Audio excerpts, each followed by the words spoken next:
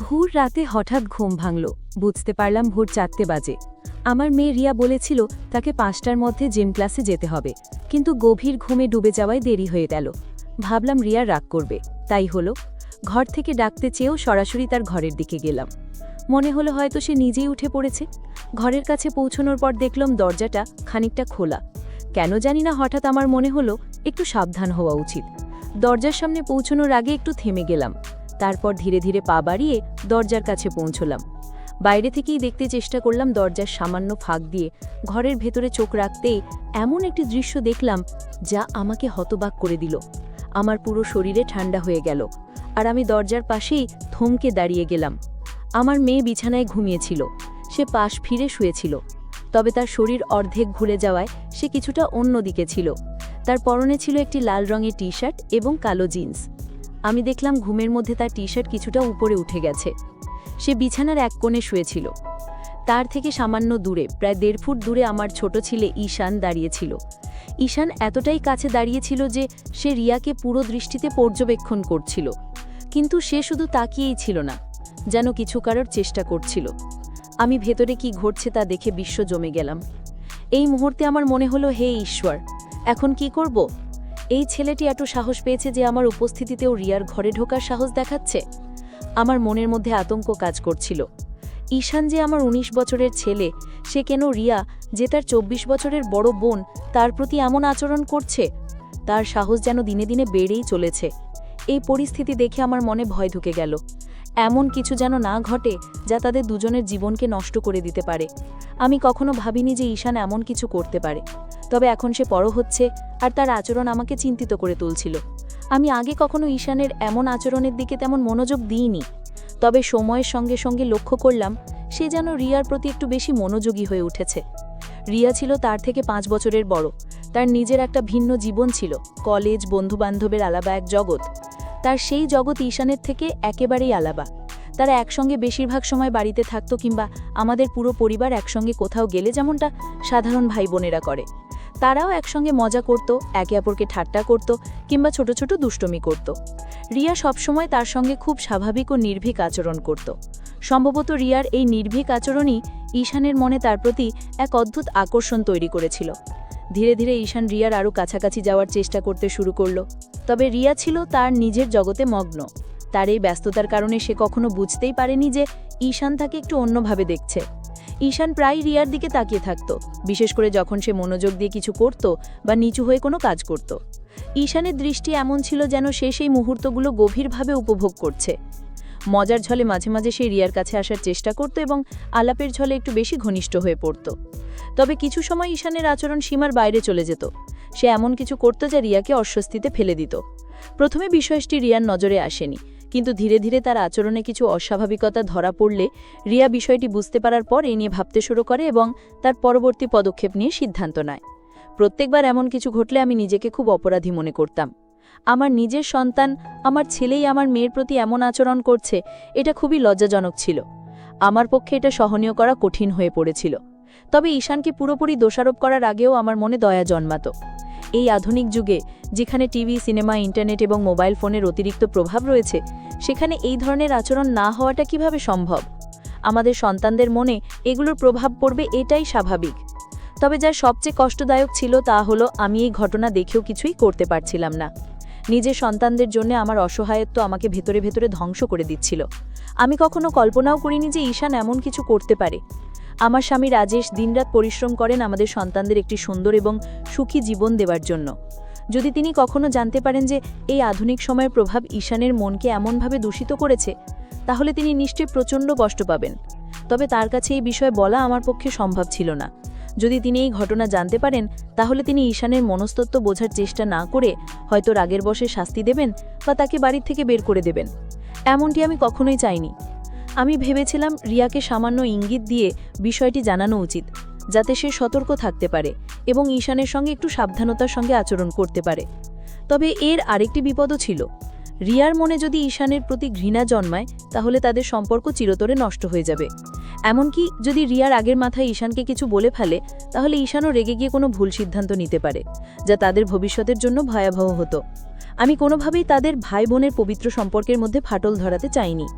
তাই রিয়াকে কিছু বলার পরিবর্তে আমি নিজের মতো করে পরিস্থিতি সামলানোর সিদ্ধান্ত নিলাম। আমি ঠিক করলাম ঈশানকে ঠিক পথে আনার জন্য সময় মতো তাকে বোঝানোর চেষ্টা করব। এখন থেকে যখনই আমি লক্ষ্য করতাম যে ঈশান চুপি চুপি রিয়ার দিকে তাকিয়ে আছে, আমি কোনো না কোনো অজুহাতে তাকে সেই জায়গা থেকে সরিয়ে দিতাম। এতে করে তার আচরণ অনেকটাই নিয়ন্ত্রণে আসত। তবে আজকের ঘটনা আমাকে আরও সচেতন করে তুলল। আমি বুঝলাম বিষয়টি নিয়ে আমাকে আরও সতর্ক হতে হবে এবং উপযুক্ত সময়ে সঠিক সিদ্ধান্ত নিতে হবে। ঈশানের সাহস দেখে আমি বুঝতে পারলাম যে আর দেরি করা ঠিক হবে না। যদি সময় মতো আমি কোনো ব্যবস্থা না নিই, তাহলে তার কাজ রিয়ার জীবনে বড় বিপদ ডেকে আনতে পারে। আমাকে কিছু একটা করতেই হবে, কিন্তু কিভাবে এই পরিস্থিতি সামাল দেব তা বুঝে উঠতে পারছিলাম না।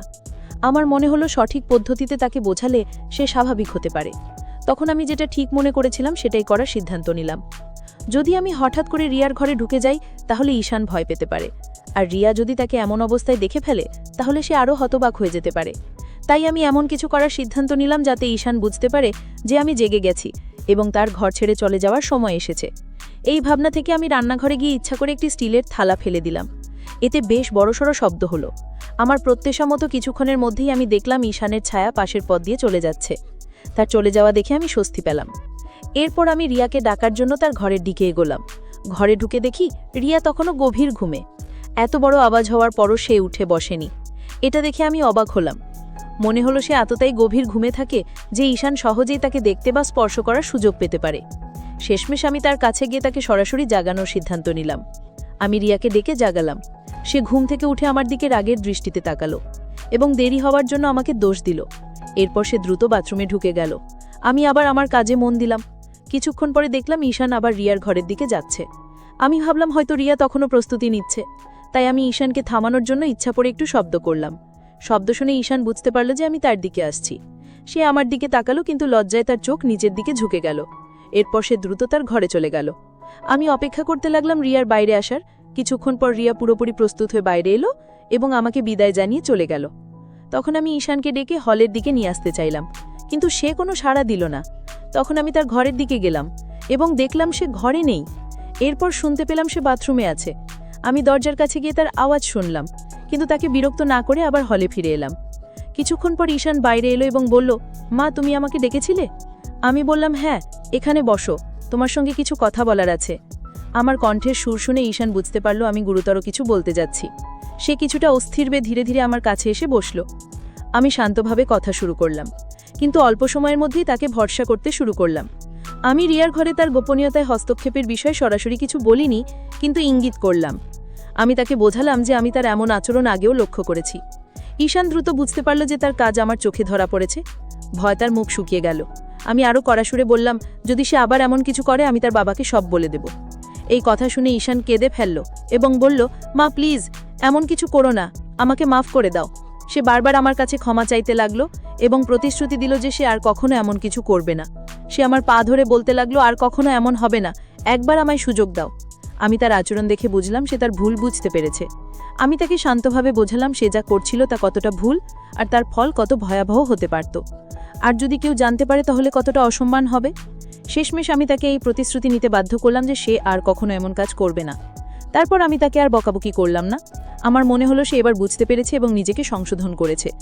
এরপর প্রায় 1 মাস আমি তার থেকে একটু দূরত্ব বজায় রাখলাম এবং খুব কম কথা বললাম, যাতে সে বুঝতে পারে যে সে যা করছিল তা ভুল ছিল। ধীরে ধীরে সবকিছু আগের মতোই স্বাভাবিক হয়ে গেল। আমরা আবার আগের মতো হাসি মজার সঙ্গে কথা বলা শুরু করলাম। সবকিছু আগের মতোই সুন্দরভাবে চলতে লাগলো। কিন্তু একদিন আমি তাকে আবার রিয়াকে দেখতে ধরে ফেললাম। যদিও সেবার বেশ সতর্ক ছিল, তবু আমি লক্ষ্য করলাম তখন আবার আমার রাগ হতে শুরু করলো। কিন্তু এইবার আমি আগের মতো বকাবকি করলাম না, কারণ তার প্রতি আমার চিন্তা বাড়ছিল। সে আমাকে বলেছিল যে তার একটি প্রেমিকা আছে এবং সে তার বন্ধুদের সঙ্গে সময় কাটায়। তবুও সে কেন রিয়াকে এইভাবে দেখার প্রয়োজন বোধ করলো তা আমার মাথায় আসছিল না। তখন আমি ঠিক করলাম এই বিষয়ে আমি আবার তার সঙ্গে কথা বলবো। 3 দিন পর দুপুরে আমরা দুজন বাড়িতে একা ছিলাম। সে তার ঘরে ছিল আর আমি আমার ঘরে বিশ্রাম নিচ্ছিলাম। আমি ভাবলাম এখনই সময় এই বিষয়ে কথা বলার। আমি তার ঘরের দিকে গেলাম। দরজা বন্ধ ছিল। আমি দরজায় নক করলাম এবং তাকে ডাকলাম। সে ভেতর থেকে সাড়া দিল এবং দরজা খুলে দিল। আমি জিজ্ঞেস করলাম, দরজা বন্ধ করে কি করছিলে? সে বলল, কিছু না, এই ম্যাগাজিন পড়ছিলাম। তারপর সে বিছানার পাশে থাকা একটি ম্যাগাজিন দেখালো। আমি মনে মনে ভাবলাম, যদি সে সত্যিই ম্যাগাজিন পড়ছিল তবে দরজা লক করার কি প্রয়োজন ছিল? নিশ্চয়ই অন্য কিছু হচ্ছিল। কিন্তু এইবার আমি শান্ত থাকতে চাইলাম এবং তাকে বোঝানোর সিদ্ধান্ত নিলাম। আমি রিয়াকে নিয়ে কথা বলার জন্যই এসেছিলাম, তাই অন্য কিছু না বলেই আমি তার বিছানার পাশে গিয়ে জিজ্ঞেস করলাম, কোন ম্যাগাজিন পড়ছো? তারপর তার হাত থেকে ম্যাগাজিনটি নিয়ে দেখতে শুরু করলাম। এটি তার কলেজের একটি বুলেটিন ছিল, যেখানে ছাত্রছাত্রীদের লেখা প্রবন্ধ, গল্প এবং কবিতা ছিল। আমি ম্যাগাজিনটি তাকে ফেরত দিয়ে জিজ্ঞেস করলাম, কোনটা পড়ছিলে? এতে ম্যাগাজিন খুলে সে একটি প্রবন্ধ দেখিয়ে বলল, এইটা পড়ছিলাম। আমি বললাম, ঠিক করে বলো তো, কি আছে এতে? তারপর আমি তার পাশে বিছানায় একটু জায়গা নিয়ে শুয়ে পড়লাম। আমার ছেলে বিছানায় চিত হয়ে শুয়েছিল, আর আমি তার পাশে শুয়ে থেকে সেই প্রবন্ধটি দেখতে লাগলাম। আমরা একসঙ্গে সেই প্রবন্ধটি পড়তে শুরু করলাম। ঈশান বলল, এতে আর কিছু মজার নেই, তুমি কি পড়তে চাও? তারপর সে ম্যাগাজিনটি আমার হাতে দিয়ে দিল। আমি বিছানার কিনারায় শুয়ে বললাম, মনে হচ্ছে পড়তে পড়তে পড়ে যাব। এই কথা বলতেই ঈশান তাড়াতাড়ি আমাকে ধরে ফেলার জন্য হাত বাড়ালো, কিন্তু অসাবধানতাবশত তার হাত আমার বুকের উপর পড়ে গেল। এরপর সে অন্য হাতে আমার কবজি ধরে আমাকে উপরে টেনে তুলল।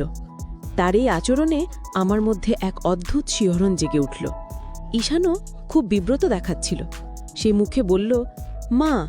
আমি হেসে বললাম, আরে কোনো ব্যাপার না, বরং তোমাকে ধন্যবাদ বলা উচিত। তুমি যদি আমাকে না ধরতে তাহলে আমি পড়ে যেতাম। আমার কথায় ঈশানও হেসে উঠল, আর পরিবেশ হালকা হয়ে গেল। আমি তাকে বললাম, এবার এটা আমাকে পড়ে শোনাও, ছোট অক্ষর আমার ভালো দেখা যায় না। ঈশান ম্যাগাজিন নিয়ে পড়া শুরু করল। তাকে আরামদায়ক করতে আমি তার মাথার নিচে আমার হাত রাখলাম এবং সে পড়তে লাগল।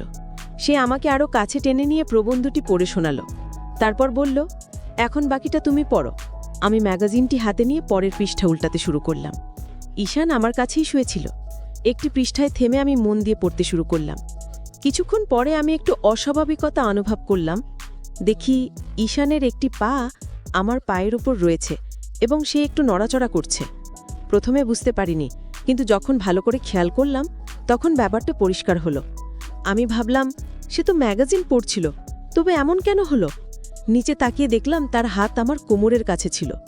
তখন মনে পড়ল, যখন সে আমাকে পড়ে যাওয়া থেকে ধরেছিল তখন তার আঙ্গুল আমার কোমরের কাছে আটকে গিয়েছিল। এটা মনে করে আমি কিছুটা অস্বস্তি বোধ করলাম। আমি আস্তে করে ঈশানের মুখের দিকে তাকালাম। তার চেহারা সম্পূর্ণ শান্ত। আমি ভাবছিলাম, সে কি ভাবছে? নিজেকে শান্ত রাখলাম এবং আবার ম্যাগাজিন পড়তে শুরু করলাম। মনে মনে প্রার্থনা করছিলাম যেন ঈশান এই পরিস্থিতি নিয়ে কিছু না বোঝে। কি করব ভেবে পাচ্ছিলাম না। প্রথমে মনে হলো সাথে সাথে উঠে গিয়ে তাকে দূরে সরিয়ে দেই, কিন্তু কেন যেন মনে হলো আমি তেমন শক্তি সঞ্চয় করতে পারছি না, যেন কোনো অদৃশ্য শক্তি আমাকে সেখানেই আটকে রেখেছে। আমি চুপচাপ শুয়ে রইলাম। বাইরে থেকে ম্যাগাজিন পড়ার ভান করছিলাম। সময় যেন থমকে গিয়েছিল। কয়েক মিনিট কেটেছে, কিন্তু মনে হচ্ছিল যেন কয়েক ঘন্টা পার হয়েছে। অবশেষে আমি সিদ্ধান্ত নিলাম যে আমাকে কিছু করতে হবে। আমি বললাম, ঈশান, মনে হচ্ছে আমার শরীরে টান ধরেছে। তারপর আস্তে আস্তে নিজেকে সরিয়ে নিলাম এবং তার থেকে একটু দূরে সরে গেলাম। পাশের বালিশ সরিয়ে আমি বসে পড়লাম। ঈশান একটু বিস্মিত হয়ে আমার দিকে তাকালো, কিন্তু কিছু বলল না। আমি তখন পরিস্থিতি হালকা করার জন্য তাকে অন্য কোনো বিষয়ে কথা বলতে লাগালাম। আমি ঈশানের দিকে একবার তাকালাম এবং দেখলাম সে কিছুটা অস্বস্তি অনুভব করছে। পরিবেশ সহজ করার জন্য বললাম, ঈশান, আমার গলা শুকিয়ে গেছে, তুমি কি আমার জন্য এক গ্লাস জল এনে দেবে? ঈশান বিছানা থেকে উঠে জল আনতে চলে গেল।